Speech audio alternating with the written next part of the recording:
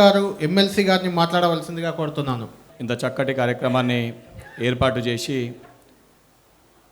సర్పంచ్లను అదేవిధంగా అన్ని పార్టీలకు సంబంధించిన ప్రజాప్రతినిధులని అటు అధికారం పక్షాన్ని రాష్ట్రంలో కేంద్రంలో దానితో పాటు ప్రతిపక్షాన్ని ఒక వేదికపైకి తీసుకొని వచ్చి వారి యొక్క సమస్యల్ని వారి బాధ్యతల్ని మా బాధ్యతల్ని గుర్తు చేసేనికి ప్రయత్నం చేసిన 10 టీవీ యాజమాన్యానికి మా కళ్యాణన్న గారికి దానితో పాటు వేదిక పైన ఉన్న ఏదైతే పార్లమెంట్ సభ్యులు రఘునందన్ అన్న గారికి మాజీ మంత్రివర్యులు జగదీశ్వర్ రెడ్డి గారికి శాసనసభ్యులు ఎన్ఎం శ్రీనివాసరెడ్డి అన్న గారికి సహచర శాసన మండలి సభ్యులు దాసోజు శ్రవణన్నకి మల్క కొమరయ్య గారికి ఇక్కడ విచ్చేసిన ఏదైతే అన్ని జిల్లాలకి వెళ్ళి విచ్చేసిన తెలంగాణ సర్పంచ్లు తెలంగాణ ప్రజలు నా కుటుంబ సభ్యులందరూ కూడా పేరు పేరున నమస్కారం తెలియజేస్తున్నాను. ఈరోజు వాస్తవానికి సరే టెక్నికల్ ఇష్యూస్లో రాష్ట్రము కేంద్రము ప్రభుత్వాల్ని కొద్దిసేపు పక్కన పెడదాం. ఈరోజు ఏ ప్రాంతమాన్ని అభివృద్ధి చెందాలంటే ఏ పరిస్థితిలో ఉన్నామనంటే మన ప్రాంతం ఎమ్మెల్యే మంత్రో లేదా మన ప్రాంతానికి సంబంధించిన మన ఊరి వ్యక్తి ఒక ఎమ్మెల్యేనో ఎమ్మెల్సీనో లేదా మన ప్రాంతానికి సంబంధించిన రాష్ట్రానికి ముఖ్యమంత్రి అయితేనే నియోజకవర్గం అభివృద్ధి చెందుతుంది, ఆ ప్రాంతం అభివృద్ధి చెందుతుంది అనే ఒక దుస్థితికి మనం ఈరోజు వచ్చేసినాం. లేదా మన నాయకుడు బై ఎలక్షన్ ఇంకేదో ఎలక్షన్ వస్తే మన ప్రాంతం అభివృద్ధి చెందుతుంది, కొత్త పథకాలు వస్తే ఉన్న సమస్యలన్నీ తీరుతాయి అని చెప్పి ఆలోచించాల్సిన పరిస్థితి ఏర్పడ్డది. ఈరోజు మనం అందరం కూడా మొదటికెళ్ళి కూడా మాట్లాడుతున్నప్పుడు ఇక్కడ చెప్పిన సమస్యలన్నీ కూడా గ్రామ స్వరాజ్యం అని చెప్పి చిన్నప్పటికెళ్ళి కూడా మనం మాట్లాడుకుంటూనే ఉన్నాం. గ్రామ స్వరాజ్యం జరగాలి, గ్రామ స్వరాజ్యం రావాలని చెప్పి అన్ని పార్టీలు అన్ని నాయకులము ప్రతి ఒక్కరం కూడా దానిపైన డిస్కషన్స్ అయినాయి, అనేక డిబేట్స్ కూడా మనం పెట్టుకోవడం జరిగింది, మాట్లాడడం జరిగింది. సరే రాజకీయ పరంగా మనం మాట్లాడుతున్నప్పుడు కూడా రాష్ట్ర ప్రభుత్వం ఏం చేస్తుంది, మేము ఇచ్చే సంక్షేమ పథకాలు నేను చెప్తాను, నా తర్వాత మాట్లాడే రఘునందన్ రావు గారు వారు ఇచ్చే సంక్షేమ పథకాలు వారు చెప్తారు, కేంద్రానికి వెళ్ళి ఎన్నో నిధులు ఇచ్చినామని చెప్పారు. కానీ బేసిక్ ప్రతి గ్రామ ప్రజలు కూడా మనకి ఎక్స్పెక్ట్ చేసేది మౌలిక సదుపాయాలు. మీరు అడిగిన అన్నీ కూడా బేసిక్ ఏదైతే వాళ్ళ బేసిక్ నీడ్స్ అంటే రోజువారు వాళ్ళే మనని రాజభోగాలు అడుగుతలేరు లేదా రాజ కుర్చీ పైన కూర్చోబెట్టమని అడుగుతలేరు. వాళ్ళు మనకెళ్ళి అడిగేది బేసిక్ రెస్పాన్స్, రోడ్స్, దానితో పాటు డ్రైనేజ్ ఫెసిలిటీ, చదువుకోనికి హెల్త్ ఏదైతే ఎడ్యుకేషన్, అదేవిధంగా హెల్త్కి సంబంధించిన విషయాలపైన అడుగుతారు. మొదటికెళ్ళి కూడా నేను కూడా రాజకీయాల్లోకి నా వైద్య వృత్తిని ఇడిచిపెట్టుకొని వచ్చినప్పుడు అయితే వైద్య వృత్తి పరంగా ఒక డాక్టర్ని నేను రాజకీయాల్లోకి వచ్చినప్పుడు ఒక లక్ష్యంతో రాజకీయాల్లోకి వచ్చిన ప్రతి గ్రామంలో కూడా ప్రైమరీ హెల్త్ కేర్ సెంటర్. ఎందుకనంటే ప్రతి గ్రామంలో కూడా ప్రజలు అత్యధికంగా ఇబ్బంది పడే సమస్య అనారోగ్య సమస్య. చిన్న చిన్న వ్యాధులు వాళ్ళకు వస్తే ఆ వ్యాధి ఏందో తెలుసుకోనికి వారికి సమయం ఎక్కువ అయ్యేసరికి ఆ సంబంధించిన ప్రైమరీ హెల్త్ కేర్ సెంటర్లో బేసిక్ ఫెసిలిటీస్ లేకపోవడం వలన ప్రతి వ్యక్తి ప్రతి కుటుంబము ప్రతి నెలకి 10,000 రూపాయలు వైద్యానికి ఖర్చు చేస్తారు. ప్రతి కుటుంబం అది జ్వరమో ఏదేదో వేరే రోగాలకి ప్రతి వ్యక్తి కూడా 10,000 రూపాయలు ఖర్చు చేస్తారు. ఆ 10,000 రూపాయలు ఖర్చు చేయడానికి వారి భూమిని వారి యొక్క నగల్ని అన్నిటినీ అమ్మి అటు తల్లిదండ్రులను కాపాడుకోనో లేకపోతే కొడుకు ఏదైనా వ్యాధి వస్తే ఆ వ్యాధి కాపాడుకోనికో అంటే ఆ వ్యాధికి వెళ్ళి కొడుకుని కాపాడుకోనికో డబ్బు ఖర్చు చేయడం జరుగుతుంది. సో ప్రతి ఒక్కరం కూడా నేను ఈ విషయం పైన శాసన మండలిలో కూడా లాస్ట్ టైం మాట్లాడడం జరిగింది. అండ్ నేను ముఖ్యమంత్రి గారికి కూడా ఈ విషయం ప్రైమరీ హెల్త్ కేర్ సెంటర్ గురించి వారికి చెప్పడం జరిగింది. తప్పనిసరిగా వారు కూడా దీనిపైన దృష్టి పెడతామని చెప్పి మాట ఇవ్వడం జరిగింది. దానితో పాటు స్కూల్ ఎడ్యుకేషన్కి సంబంధించి సరే గతంలో మనం ఒక ఆలోచనతోటి ప్రతి చోట కూడా కుల వ్యవస్థ ఉండొద్దు అందరం కలిసిమెలిసి ఉండాలని చెప్పి మనం మాట్లాడతాం. మనం మాటల్లో మాట్లాడతాం కానీ విచిత్రం ఏమనిపిస్తుంది అంటే మళ్ళీ మనము గురుకులాల్ని ఏర్పాటు చేసినప్పుడు ఎస్సీ గురుకులము, బీసీ గురుకులము, ఎస్టీ గురుకులం అని మళ్ళీ వేరుగా మనమే విభజించి వాళ్ళ చిన్నతనంలోకి వెళ్ళి మనం వాళ్ళకి అది నేర్పిస్తున్నాం. సో దాన్ని కూడా తీసేయాలి, దాన్ని కూడా మార్చాలని ఒక ఉద్దేశంతో రాష్ట్ర ప్రభుత్వం ఇంటిగ్రేటెడ్ తరహా మోడల్ స్కూల్స్ని అందరూ కూడా పిల్లలు అంటే చిన్నతనంలోకి వెళ్ళే వారు ఏ కులం అని చెప్పి మనమే వాళ్ళకి నేర్పిస్తే మనం ఆ కుల వ్యవస్థని ఎప్పటి కూడా మనం మార్చలేమని ఒక ఉద్దేశంతో ఇంటిగ్రేటెడ్ తరహా మోడల్ స్కూల్స్ని తీసుకురావడం జరిగింది ప్రతి నియోజకవర్గంలో. దానితో పాటు నేను కేంద్రం తరఫున రఘునందన్ అని ఇక్కడ ఉన్నారు కాబట్టి రిక్వెస్ట్ చేస్తున్నాను, ఏదైతే సెంట్రల్ గవర్నమెంట్ ఫండ్స్ సరే ఇప్పుడు కొన్ని స్టేట్స్ కేరళ, తమిళనాడు వంటి కొన్ని స్టేట్స్ మనం చూసుకుంటే రాష్ట్రం విషయం వచ్చినప్పుడు పార్టీలకు అతీతంగా నాయకులంతా కూడా ఒక స్టాండ్ పైకి వస్తారు. అంటే స్టేట్ విషయం వచ్చినప్పుడు, స్టేట్ డెవలప్మెంట్ విషయం వచ్చినప్పుడు తెలంగాణ రాష్ట్రంలో ఉన్న నాయకులందరూ కూడా నేను విజ్ఞప్తి చేస్తున్నది, బీఆర్ఎస్ కానీ, బీజేపీ కానీ, సిపిఐ, సిపిఎం, ఎంఐఎం, కాంగ్రెస్ అందరం కూడా స్టేట్కి సంబంధించిన డెవలప్మెంట్ విషయం వచ్చినప్పుడు అందరం కూడా ఏకతాటిపైకి వచ్చి కేంద్రానికి వెళ్ళి రావాల్సిన నిధుల్ని కేంద్రం తరపున ప్రాతినిధ్యం వహించేటోళ్ళు వాళ్ళు తీసుకొని రావాలి, రాష్ట్ర ప్రభుత్వంలో ఉన్నోళ్ళం రాష్ట్రానికి ప్రాతినిధ్యం వహించేటోళ్ళము రాష్ట్ర ప్రభుత్వం మా నిధులు మేము తీసుకొని వస్తాం. సో మన పోటీ అన్నీ కూడా దేనిపైన ఉండాలి? డెవలప్మెంట్ పైన మనం పోటీ పడాలి. ఈరోజు దురదృష్టవశాతం ఏంటంటే మనం డెవలప్మెంట్ పైన పోటీ పడతలేం, ఒకరేమో సెంటిమెంట్ ఎమోషన్స్ పైన మనం పోటీ పడుతున్నాం. డెవలప్మెంట్ గురించి ఎక్కడా చర్చ లేదు. ఎందుకంటే ఇక్కడ కూర్చున్న ప్రతి ఒక్క సర్పంచ్ కూడా నాకు తెలిసి 10 లక్షలు తక్కువ ఖర్చు పెట్టిన వాళ్ళు ఎవరు లేరు కావచ్చు ఇక్కడ ఉన్న వాళ్ళు, వాస్తవాలు మాట్లాడుకుంటే. గ్రామాలు డెవలప్ అవ్వాలి, ఇవన్నీ డెవలప్ అవ్వాలని అంటే ఫస్ట్ మనం అందరం కూడా సెంటిమెంట్స్, ఎమోషన్స్ని పక్కన పెట్టి డెవలప్మెంట్ పైన మనం చర్చ పెట్టినప్పుడు మీరు ప్రతి ఒక్క నాయకుని గల్లా బట్టి అడిగే రైట్ ప్రతి సర్పంచ్ కూడా ఉంటుంది. ఏ రోజు కూడా మేమింత ఇచ్చినాం అని మేము చెప్పుకున్నాడు కాదు, మీరుంటేనే మేమున్నాం. గ్రామంలో సర్పంచులు సరిగా పనిచేసి ప్రజల సమస్యలు తీరుస్తేనే ఎమ్మెల్యే కానీ, ఎమ్మెల్సీ కానీ, ప్రభుత్వాలు కానీ, మంత్రులు కానీ, ముఖ్యమంత్రి కానీ.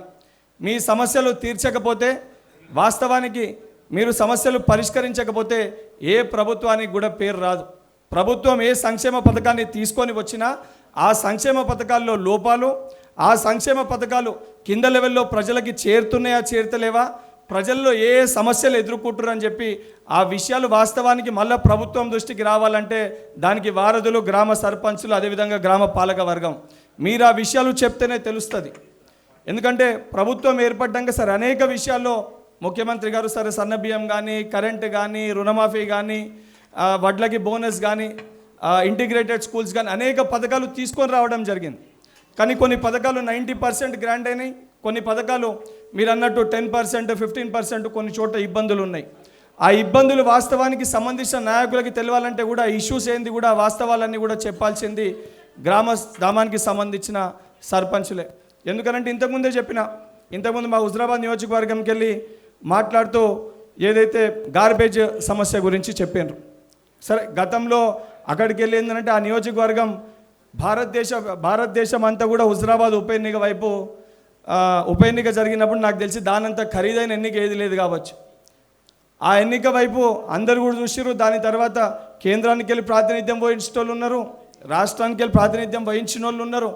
ఉన్నా కూడా అక్కడ నిజంగా ఆ గార్బేజ్ తీసుకొని వచ్చి పెడితే 4 గ్రామాలు కంప్లీట్గా కొలాప్స్ అయిపోతే అందరికీ తెలుసు. కానీ ఎవరు కూడా ఎలక్షన్ సమయంలో వేరే వాటిలో బిజీ అయిపోయి ఈ విషయం గురించి ఎవరు ప్రస్తావించలేదు.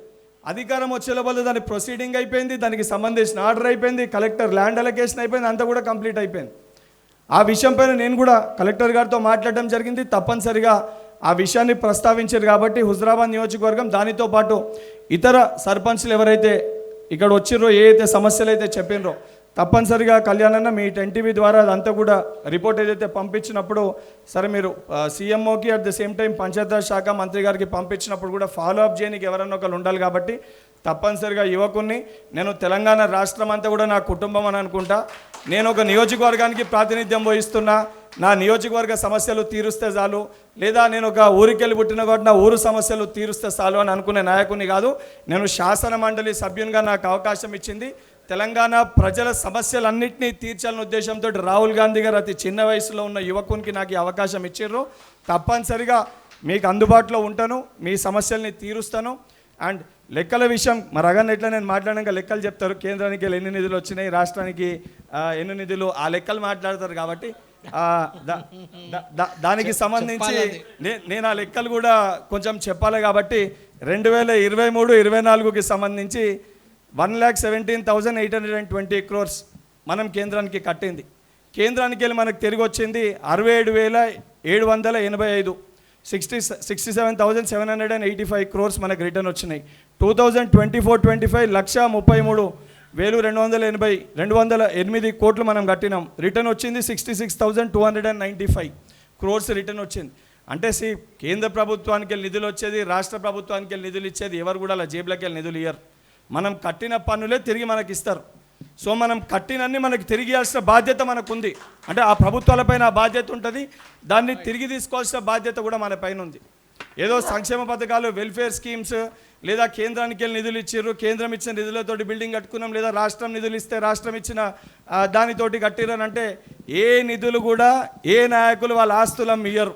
మనం కట్టిన పన్నులే రిటర్న్ ఇస్తారు. సో మనం కట్టిన ప్రతి పన్నుని కూడా తిరిగి, అది రాష్ట్రంకి వెళ్ళి కానీ కేంద్రంకి వెళ్ళి కానీ తిరిగి తెచ్చుకోవాల్సిన బాధ్యత, హక్కు ఇక్కడ ఉన్న ప్రతి సర్పంచ్కు ఉంది. నేను ఈ మాట్లాడిన ప్రతి మాట కూడా ముందు నేను తెలంగాణ బిడ్డని, ఒక చదువుకున్న ఒక యువకుని. వాస్తవానికి ఇవన్నీ కూడా రాజకీయాలకు అతీతంగా నిజంగా మార్పు రావాలి, ప్రజల సమస్యలు తీరాలి, ఇంకా మన ఆలోచన పెరగాలి.